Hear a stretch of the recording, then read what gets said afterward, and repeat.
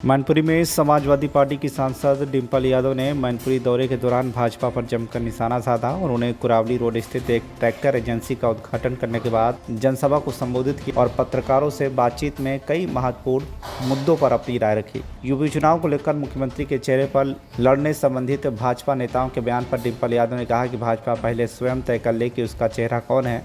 उन्होंने आरोप लगाया कि भाजपा के शीर्ष नेताओं का जमीनी कार्यकर्ताओं और आम जनता से संपर्क कमजोर हो चुका है। पश्चिम बंगाल की राजनीति पर उन्होंने विश्वास जताया और ऑल इंडिया तृणमूल कांग्रेस पूर्ण बहुमत के साथ सरकार बनाने का दावा किया। इसके साथ ही महिला आरक्षण पर डिम्पल यादव ने कहा कि यदि सरकार वास्तव में महिलाओं के प्रति गंभीर है तो वर्तमान सीटों पर ही आरक्षण लागू करे। उन्होंने भाजपा पर जनगणना और परिसीमन को लेकर भ्रम फैलाने का भी आरोप लगाया। क्योंकि हम लोग सभी सांसदों के और वहाँ के नेतागण है उनके संपर्क में है, तो बंगाल में टीएमसी पूर्ण बहुमत की सरकार बनाने जा रही है। अच्छा, प्रचार के दौरान यहाँ गृह मंत्री वहाँ पे जिस तरह की भाषा का उपयोग कर रहे हैं, लोगों को पूरे 5 तारीख को उल्टा लटका के सुधार दिया जाएगा। प्रचार इस तरह की भाषा का सबसे पहले तो प्रयोग नहीं होना चाहिए और सबसे जरूरी है कि सार्वजनिक मंचों से इस तरह की भाषा का प्रयोग ना हो।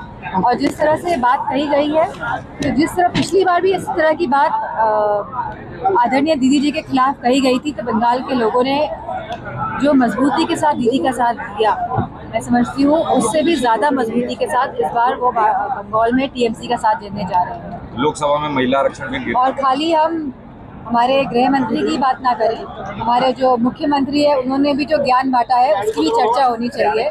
किस तरह क्या कहा गया, हिस्ट्री को लेके, जो हमारा इतिहास है उसको लेके क्या कहा गया कि कौन क्या बातें करे, उसके बारे में सवाल पूछ लें तो अच्छा है।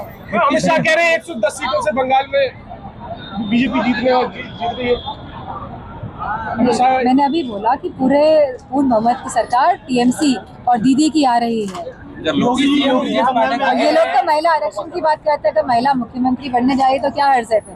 डिप्टी सीएम ब्रजेश पाठक जी कह रहे हैं 2017 में कांग्रेस और समाजवादी पार्टी को जो महिला बिल का विरोध किया उसका अचानक मैंने पहले भी ये बात मैं स्पष्ट रूप से कह चुकी हूँ कि ये महिला आरक्षण बिल 2023 में संसद में सभी पार्टियों के समर्थन से पास हो चुका है।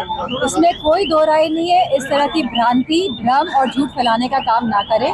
और जो वाकई में सरकार का काम है, जो वाकई में सरकार को भारतीय जनता पार्टी करना चाहिए था कि जनगणना करानी चाहिए थी, और अब तो गृह मंत्री ने खुद कहा है कि जातिगत जनगणना कराएंगे वो। तो मेरा मानना है कि उनको जातिगत जनगणना करानी चाहिए, परिसीमन कराना चाहिए, महिलाओं को आरक्षण देना चाहिए, तभी तो हमारी नई सीटें निकल के सामने आएंगी, तभी तो आरक्षण बनाएंगे। हमने तो ये बात भी कह दी अगर आपको आरक्षण लागू ही करना है तो ये 543 सीट से आप इसमें लागू कर दीजिए आरक्षण। अगर महिलाओं की इतनी चिंता है तो आप आरक्षण अभी लागू कर दीजिए। ये तो खाली मुखौटा है भारतीय जनता पार्टी का। परिसीमन कराने के लिए ये लोग नहीं जानते हैं कि जनगणना हो, खाली इसीलिए मुखौटा पहने हुए। बहुत ही दुर्भाग्यपूर्ण घटना है कि किस तरह पहले तो एक बेटी जो पिछड़े समाज की थी उसका रेप किया गया और वो संगीन परिस्थितियों में उसकी मौत हो गई। और जब डेलीगेशन गया उन परिवार वालों के साथ मिलने के लिए, तो शासन प्रशासन और जो लोग हैं वहाँ के, जिस तरह का बर्ताव डेलीगेशन के साथ हुआ है, मैं समझती हूँ अपने आप में इस देश के लोकतंत्र पे सवाल चिन्ह उठाता है। हम शुरू से कह रहे हैं कि भारतीय जनता पार्टी के लोग संविधान को मिटाना चाहते हैं और लोकतंत्र को खत्म करना चाहते हैं। बीजेपी के राष्ट्रीय अध्यक्ष का कहना है कि इस बार 27 का चुनाव योगी जी के नेतृत्व में ही उत्तर प्रदेश का चुनाव लड़ा जाएगा।